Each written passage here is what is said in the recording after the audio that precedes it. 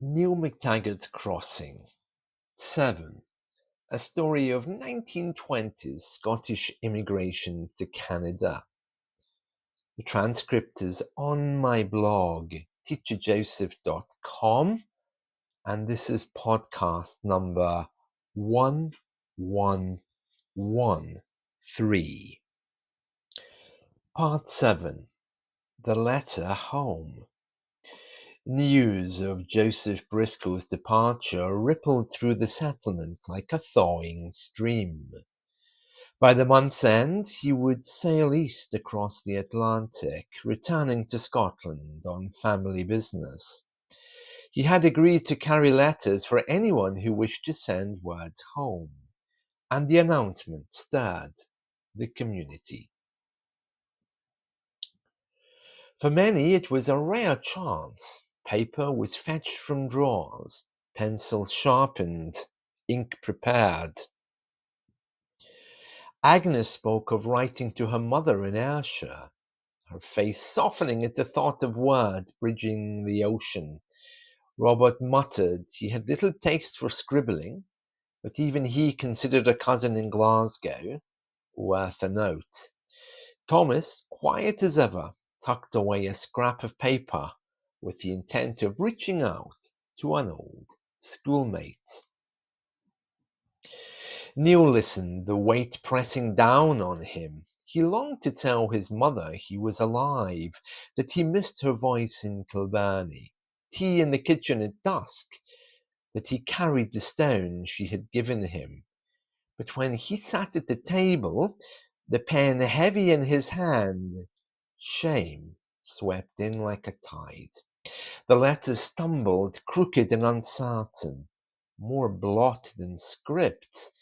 By the time he folded the page into his pocket, half ruined, his heart was raw. That night, long after the others had gone to bed, Neil sat by the embers of the fire, staring at the faint glow. He imagined Joseph Briscoe's boat moored at the lake's edge, waiting for the long road east and the sea beyond. The thought gnawed at him. He could stow away, hide among the barrels, slip unseen into the hold. One crossing had carried him here, another might carry him back. The idea clung to him, almost sweet in its desperation.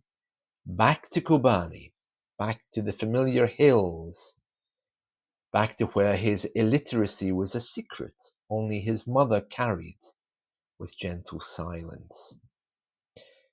The ache grew sharp. He almost rose, almost gathered his coat. But then another thought came. His mother opening the door to find him returned, empty-handed, wordless, unable to explain why he had fled. She had sent him forward, not back. To turn now would shame them both. When dawn came, he had made his choice. He would not run, but the longing burned in him still, a hollow he carried into the day. It was in this mood that he decided to take a walk, and he met Esther. She came along the path by the kirk, her brother skipping ahead with a stick clattering against the stones. She bore a basket on her arm, her cheeks pink from the cold. When she slowed to speak, her eyes seemed to read him plainly. "You be writing to your people?" she asked. Neil swallowed. The words caught in his throat. At last he pulled the crumpled sheet from his pocket. "I tried. I can't. I never learned enough. She'll think I've forgotten her." Esther looked at the page, then at him. She smoothed it gently against the basket lid. "Then speak it instead. I'll write the words for you. Joseph Briscoe will take them back." "You do that?" His voice was rough. She smiled, not pitying, but firm. "Of course. No one should be voiceless. They settled on the low stone wall by the kirk. Esther drew out her own clean sheet of paper, uncorked a tiny inkwell, and dipped her pen. She nodded at him to begin. Neil spoke slowly, haltingly. Tell her I am safe. The snow is deep, and the people are kind. Her pen moved smoothly, the black lines forming certainty, where his hand had only left chaos. I miss her voice, he said softly.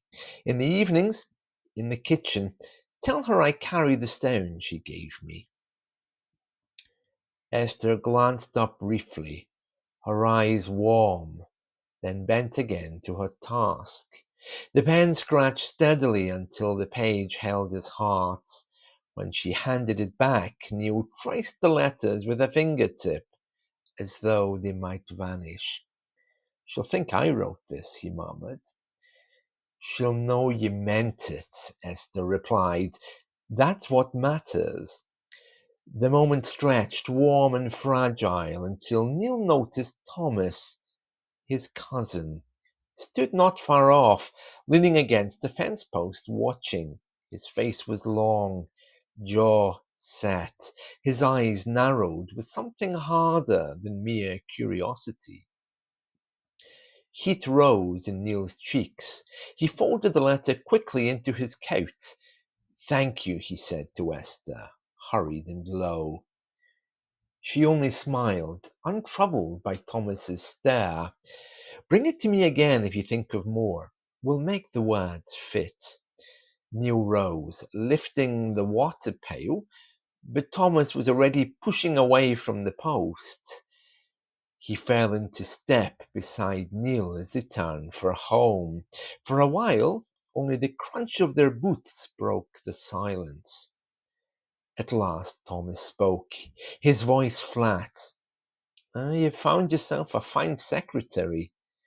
Neil bristled. I only wanted to send word to my mother. Thomas's mouth tightened. Looked like more than writing words. The way you bent together. Neil stopped walking, turning on him. You've no call to speak that way. I've every call, Thomas snapped. Eyes on the white road ahead. Folk notice, and we can't afford more trouble. Neil's temper flared hot, fed by shame, by jealousy, by the sting of always being measured and found lacking. What is it you're guarding so fiercely, Thomas? Why do you glare at me like a trespasser every time I draw breath? He heard his own voice rise, felt the anger carry him forward over a line he had not meant to cross. Who is Maggie? The name seemed to fall between them like a stone breaking ice.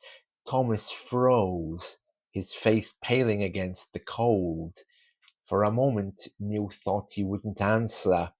But then Thomas's voice came low, rough. She was my sister. He swallowed hard. Fever took her last winter, and I won't watch more of this family slip away. Not to sickness, not to foolishness. His words hung raw in the air, cutting through the frost. The woods at the track's edge seemed to draw back into silence. Neil felt his anger falter all at once, leaving only the dull ache of shame. I didn't know, he said quietly. Yeah, Thomas said, you didn't. He started walking again, faster now, as if the pace itself might clear the sting from his throat. Neil followed, the pail swinging heavy, the letter, a small, hot weight against his breath. They went on without speaking. The sky had the hard, pale look of days it never quite warm up. The breath smoked. A jaybird flared blue and grey across the path and vanished among the pines.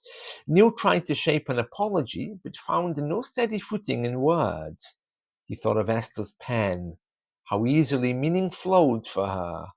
He thought of Thomas's face when he said fever took her. how the hardness in him was not born of malice, but of something broken and still unhealed. I wasn't trying to bring trouble, Neil managed at last, only to get the words right from my mother. Thomas didn't look at him. Get your own house straight first, he said. Then look to another. My house? Neil's voice clipped. I've no house here, only work, and a bed near your fire. Neil had no answer that didn't taste of bitterness. He swallowed it down. The homestead came into view, thin smoke lifting from the chimney, the barn pitched like a dark shoulder against the snow.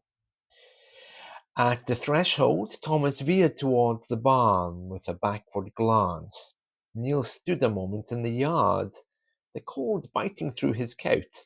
He pressed the letter flat against his chest, wanting the ink to dry without smudge, wanting the words to hold, and the thought came of running away again. He went to the door. Inside, the warmth met him in a low wave. Agnes looked up from the pot she was stirring. You were long, she said, not unkindly. I met Esther, Neil answered, and forced himself to steady the words. She helped me set down a letter for my mother. Joseph Briscoe will carry it when he goes. Agnes's face softened. Good. It will do your mother's heart right.